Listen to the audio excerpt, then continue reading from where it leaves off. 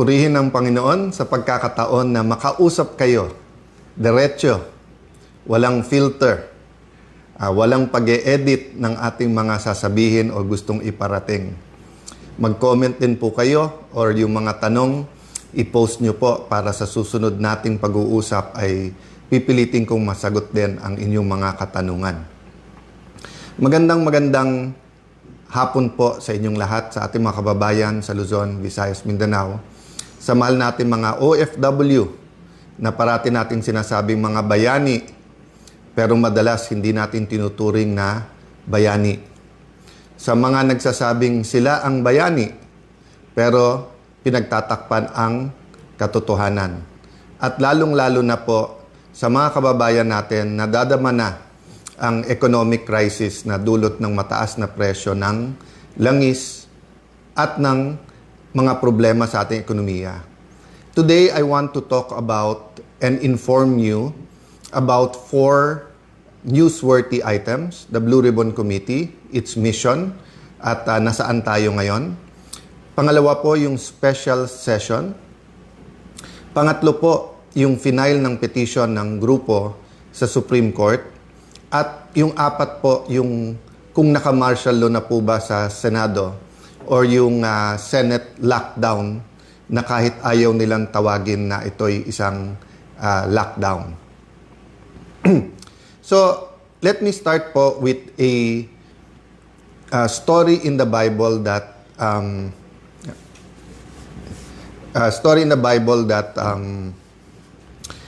madalas ko itong pag-isipan, nakaka-encourage to sa akin at nag-e-encourage po sa iba.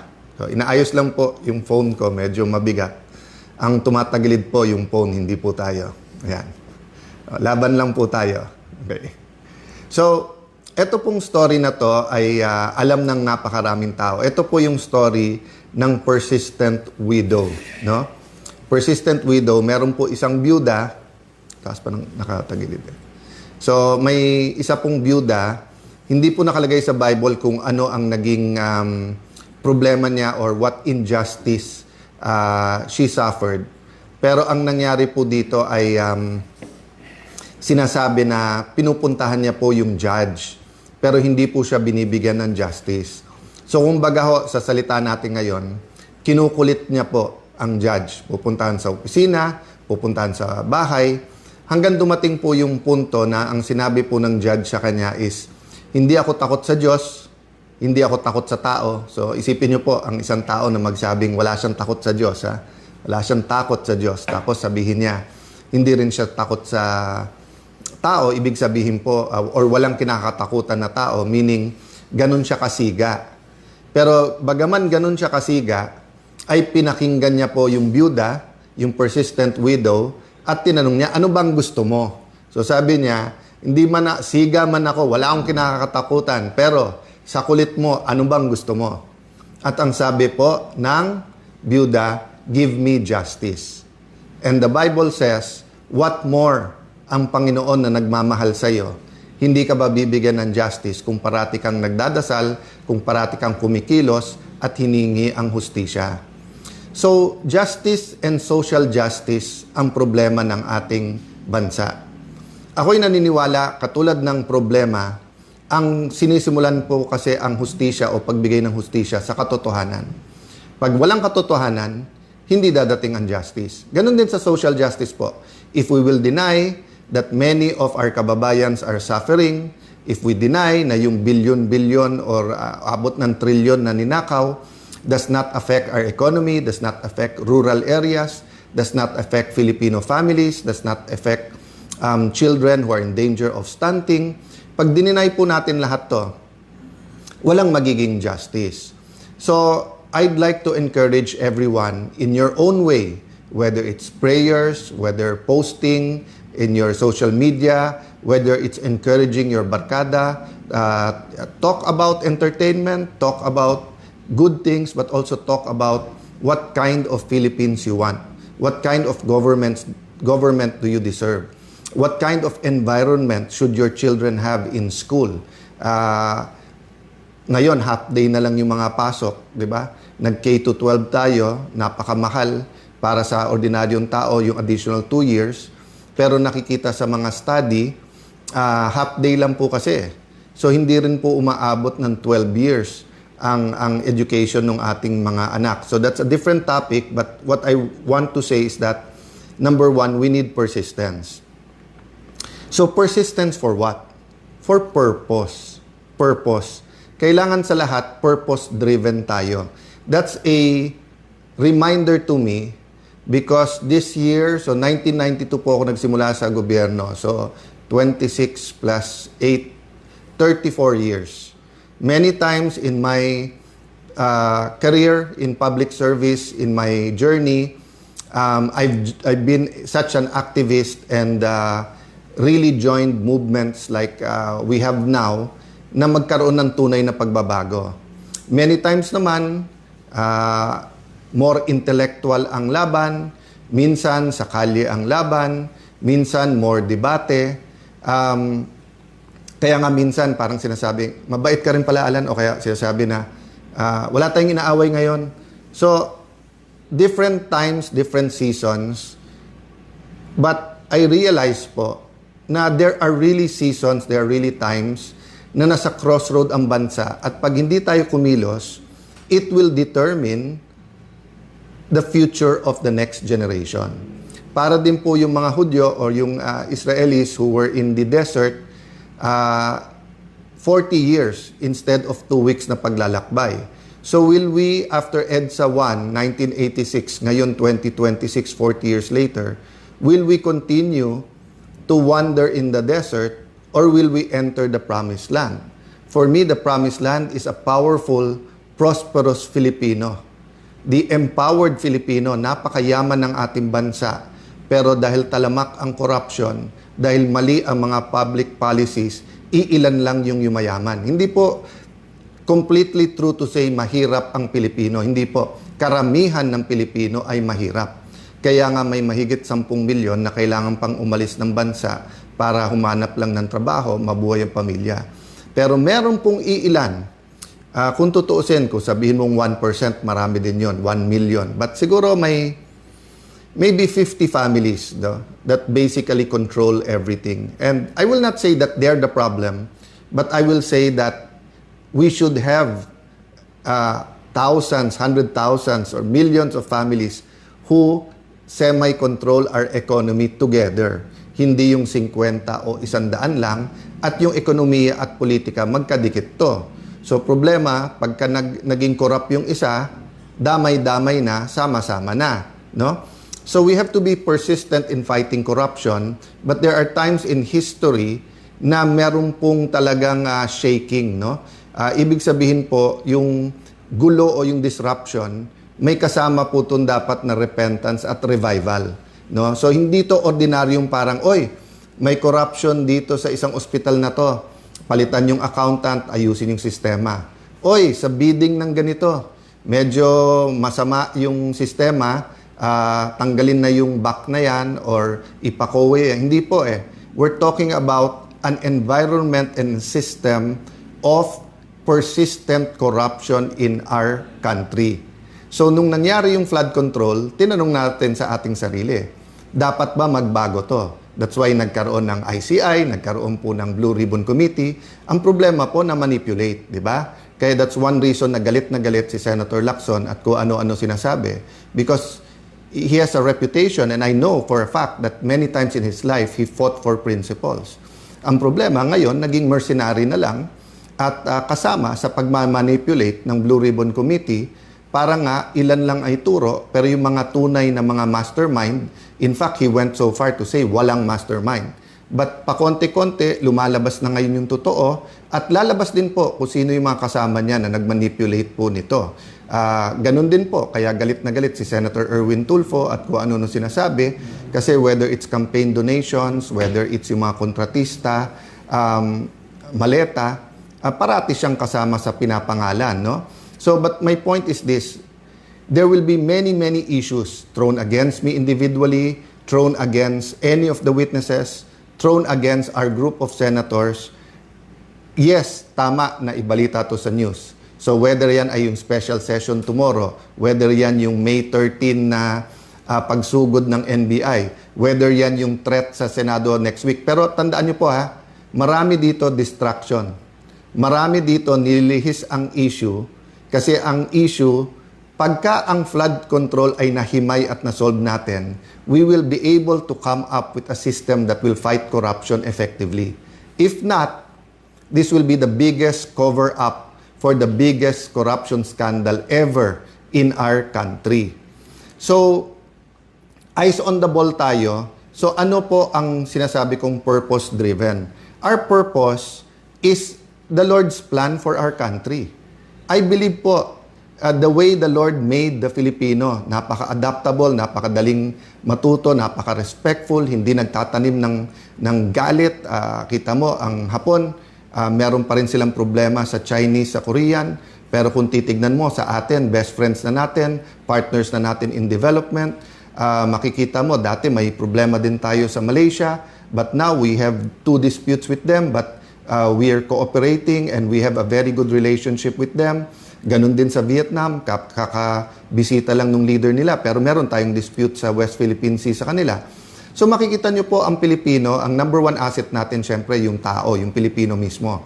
But you name it, no? Whether beautiful islands, mga beach, karagatan, oil, gas, gold, lahat meron ng Pilipinas lupa, napakaraming lupa ng Pilipinas pero napakaraming walang lupa o walang matirahan, 'di ba?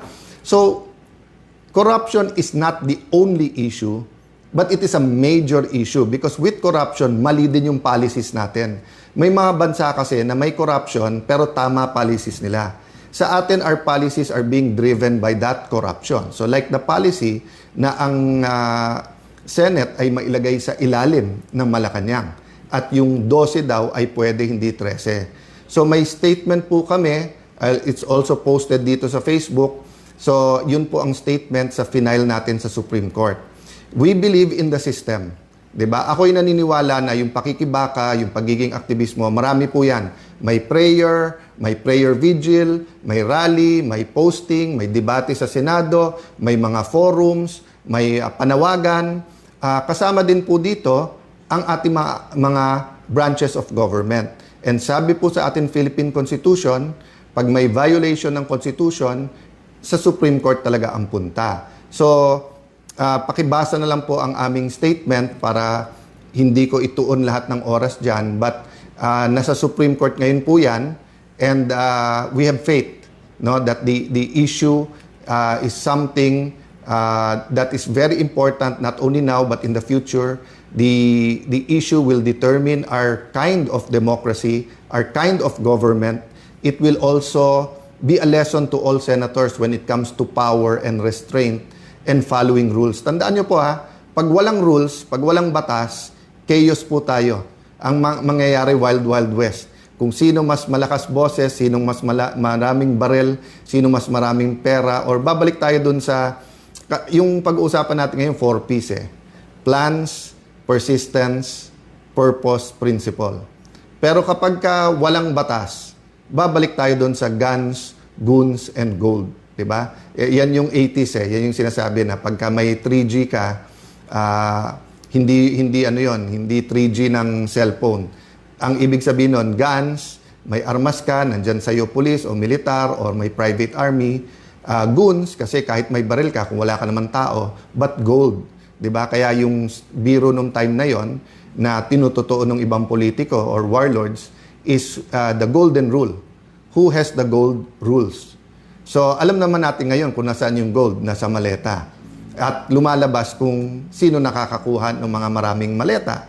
So, pinaglalaban ngayon using the modern day guns and goons para maprotektahan yung kanilang gold. Ginagamit din po yung gold. So, persistence, purpose. So ano po purpose natin? Purpose, lumabas ang totoo. Purpose is to build the kind of Philippines that we all want. May I ask the law students or all students, Philippine Constitution is a subject that we should all embrace. Tignan nyo po yung preamble ng ating konstitusyon. Basahin nyo ng basahin po yon. Ako po, pag medyo na disillusion or kailangan paalalahanin ko kung anong ating pinaglalaban. Of course, binabasa ko po yung Bible, respecting everyone kung ano religion nyo. Going to God is the primary, di ba? But secondarily, I go to the preamble of the Constitution at pag nabasa mo yan, mararamdaman mo yung struggles ng ating mga heroes. No? So what are plans?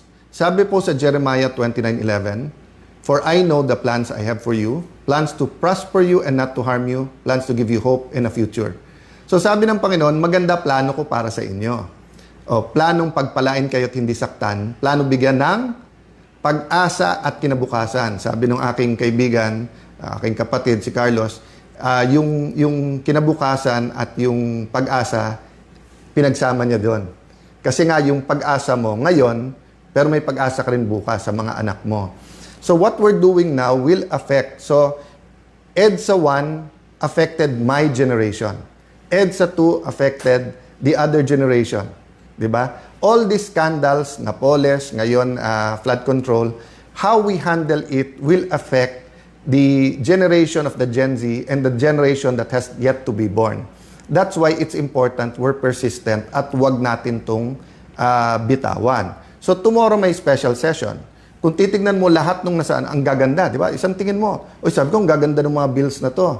Some I agree with, some I don't. But kung titignan mo, katulad nung anti-dynasty law, nasa interpellation pa lang yan eh. Imposibleng mapasa yan sa isang araw unless brabrasuhin nila para may pakitang tao. Kung titignan mo yung ibang bills, alam nyo ba, pwede namin pinasayan nung Senate President ako.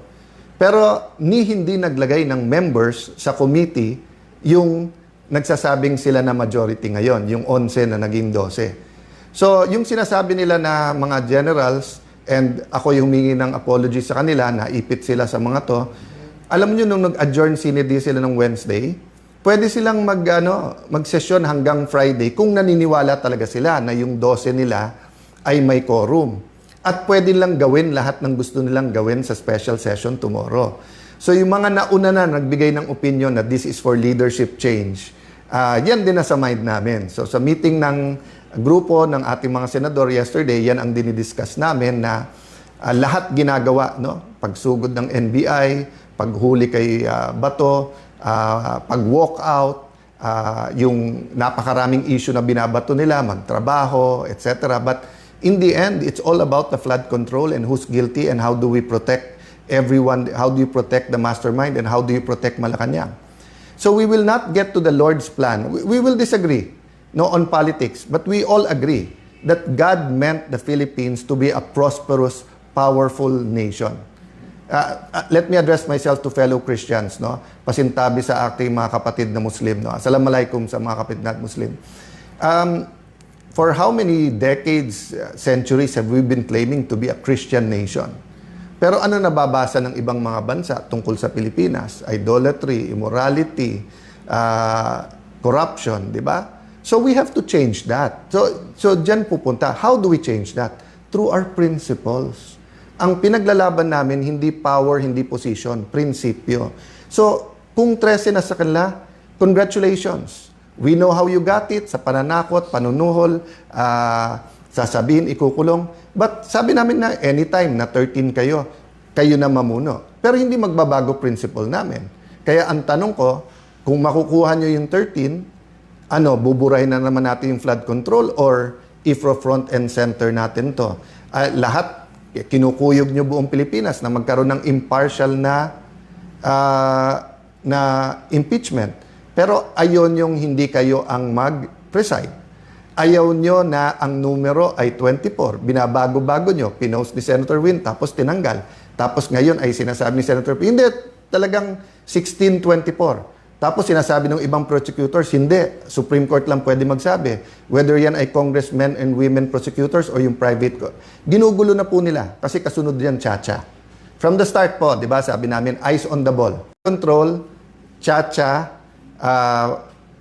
pag whitewash nung para nga ma-extend yung term. Sana mali ako. Sana mali. Pero sa ginagawa, tignan niyo po sa Senate, paulit-ulit siya, magtrabaho, walang drama.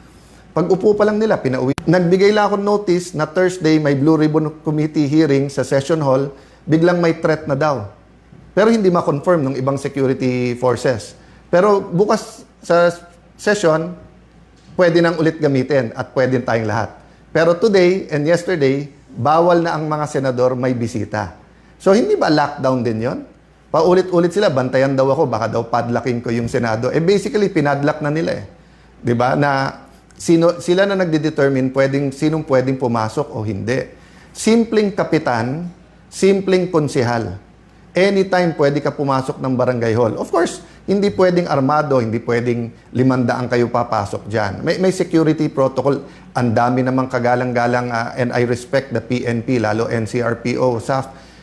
Yung mga nasa labas ng Senado, I think is NCRPO and SPD. Wala namang gulo eh. Kung may nagrarally, peaceful naman sila doon. Kung may konting gulo, naayos. Pero bakit ganun na ang Senado? Because they're sending the message, huwag kayong lumaban sa amin. Pag lumaban kayo, kaso, kulong, hopefully walang patayan. But allow me to say all of this because we never know what the future, I have faith. I'm walking by faith, not by sight. I do believe ang mga witnesses mailalabas pa tong lahat. But we have to tell you, di ba? One, we have to be persistent.